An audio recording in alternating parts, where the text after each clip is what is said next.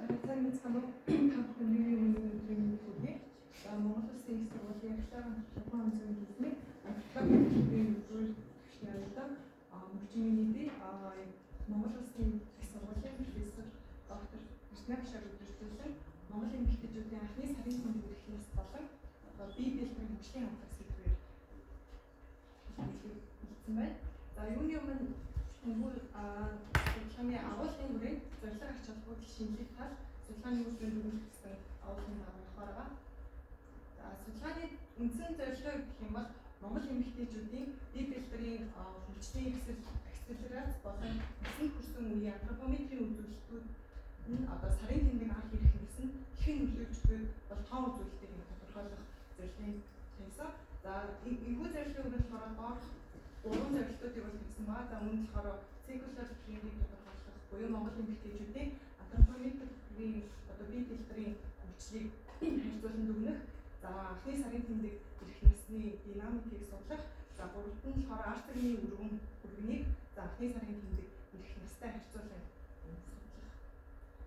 Зөвлөлтүүдийг хэлсэн. За судалгааны ач холбогдлын хувьд гэх юм бол энэ судалгаа болохоор онлайн болон практик ач холбогдол байгаа. За онлайн ач холбогдлын хувьд гэх юм бол Монгол эмэгтэйчүүд энэ одоо бие биеийн одоо өсөлтийг мэдээллийн сар баяжуулах. За мөн анхны сарын тэмдэг болон антропометрийн хэмжээний хамаарлыг одоо биологийн механизмыг хадгалахад бол хувь нэмэр оруулах. За мөн дэлхийн хэмжээний популяцийн биологийн судалгаатай харьцуулах боломжийг бий болгох. За мөн одоо хүн судлалын антропометрийн мэдээллийн базыг бол 2026 болон өргөжлүүлж шинжлэх онлайн ач холбогдолтой практик ач холбогдлын гэх юм бол охидын эрүүл мэндийн бодлогыг боловсруулах шинжлэх ухааны үзэлтэй судалгааг бий болгох. За мөн хоол тэжээл батчлалын нөлөөг нэмэх гэм бодлогын хэрэгсэл бас болгон шалгах боломжтой. Мөн эрүүл мэндийн боловсрол болон одоо нийгмийн ажиллагааны хөтөлбөрийн боловсруулах ашиглах. За Монголын хүн амын одоо бие биеийн хэмжээний бол юм шинжилсэн стандартыг тогтоох гэсэн энэхүү практик ач холбогдолтой байгаа. За судалгааны шинжлэх талын гэх юм бол ерөнхийдөө яг юм антропометрийн монголчуудын антропометр бие биеийн болон анхны сарын тэмдгийн судалгаанууд бол яг социализм үед Монголд бол нэлээд хийгдчихсэн. Гэхдээ яг 90 оноос хойш ч юм уу 2000 оноос хойш бол энэ төрлийн судалгаанууд ер нь бол байхгүй гэсэн үе хийхдээ ер нь бол байсан. Тийм болохоор яг эрүүл мэнд болон одоо хүн үйлдвэрлэл цаашдаа нийгмийн эрүүл мэндийг бол энэ бүх судалгаанууд бол хэрэгжиж байгаа.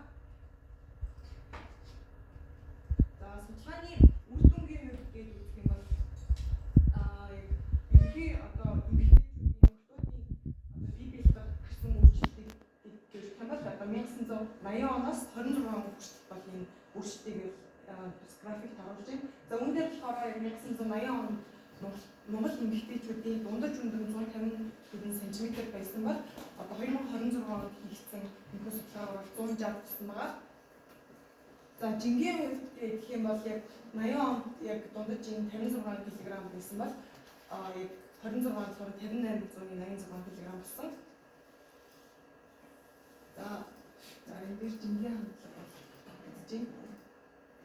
За арцгийн өргөний хувьд гэх юм бол ерөнхийдөө арцгийн өргөн болохоор эмэгтэй хүний хувьд ингээд маш их ач холбогдолтой одоо юм ясныг тооцоолдог. Яагаад гэх юм бол эмэгтэй болон эмэгтэй хүний арцгийн эстесийн өөр байдаг буюу эмэгтэй хүн хүүхд төрүүлэх юм биологийн одоо юм ач холбогдлын үүднээс болохоор арай юм том байхын төлөвтэй байдаг. За арцгийн өргөний ерөнхий яг 94 оноос 2026 оны дататай харьцуулахад ер нь бол буурсан үр дүн гарч байгаа. За биеийн харьцаануудын хувьд гээд аваад үзэх юм бол мэдээж өмнөх одоо график дээр болохоор өндөр бол нэмэгдсэн юм хандлагатай гарч ирсэн бол харин эсвэргээрээ яг юм биеийн хүндлэн хэмжээсүүд буюу одоо мөр арцгийн хэмжээсүүд болохоор юм багассан буюу одоогийн охтууд яг өмнө нь байсан одоо эмэгтэйчүүд охтуудаас илүү юм дээшээгийн юм сонголттой тэгээд юм нарийнхан хэв шинж рүү орж ийнэ гэсэн юм хэлхийг бол гаргаж байгаа. За яг мөн судалгааны бас нэгэн гол зүйл болох одоо менархнес буюу одоо анхны сарын тэмдгийн тухай бол нүүрч тарагдж байна. За юуны өмнө анхны сарын тэмдгийн тухай тайлбарлая. За анхны сарын тэмдэг болохоор ерөнхийдөө яг эмэгтэй бодгалын хувьд эмэгтэй охтын хувьд гэх юм бол бас амьдралтай тулах юм маш том биологийн хүчин зүйл байдаг. За анхны сарын тэмдэг ирснээрээ тухайн одоо эмэгтэй ийм бодгол нь нөхөн үржихийн чадвартай болж байна гэсэн зүйлийг бол илтгэж байгаа. Тэгэхээр яг хамгийн анх Монголд хийгдсэн одоо энэ анхны сарын тэмдгийн судалгааны хороо 1958 онд хийгдсэн байдаг. За үүгээр болохоор 15 настай байсан бол за сүүлийн судалгаар болохоор 12.4 нас хүртэл ингэж эмжиг буурсан зүйлийг бол эндээс харж болохоор.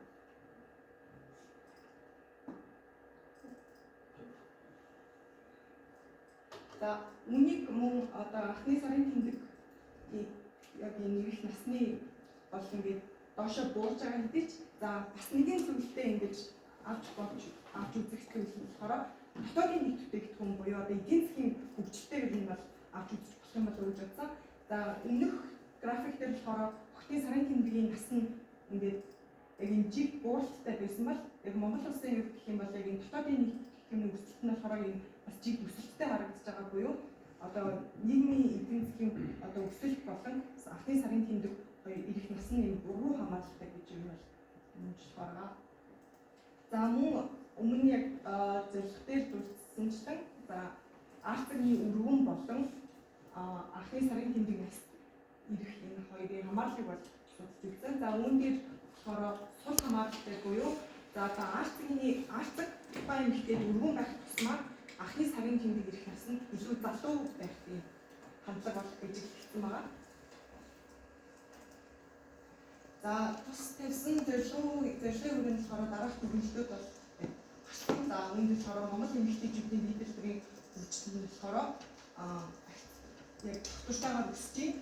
За биеийн өндөр жингэн ингээд тогтвортой өсөж байгаа боловч эсвэргээрээ одоо арцаг мөрөх гихэлцсэн одоо хүнлэн хэмжээс нь буурж байна.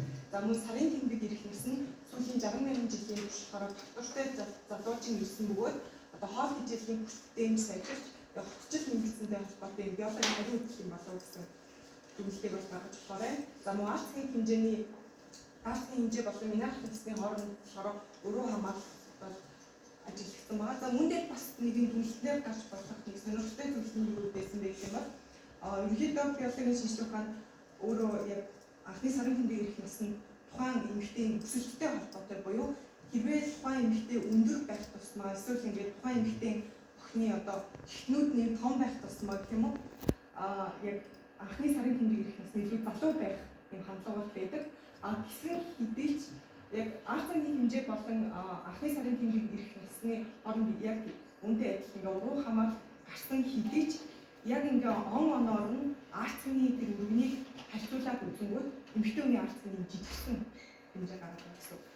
Тэгэхээр энэ дээр болохоор яг юу гэж үзэж болохоор байна вэ гэх юм бол эмэгтэй хүн одоогийн охтууд бол ерөнхийдөө өндөр болж байна. Хоол ижилтийг маш сайн авж байна. Гэхдээ хүүхэд төрүүлэх ч юм уу цэвэрших үйл явц нь илүү ишт болох юм шүү. Цэвэрших үйл явц илүү ишт болох юм шүү. Тэгээд бас төрхийн хүндрэл кесар хагалгааны давтамж нь илүү юм ихсээд тэгээд хүндрэлтэй төрөх юм магадaltaй байж болох юм а гэсэн бол судлаачийн хамтлагийг гаргасан байгаа.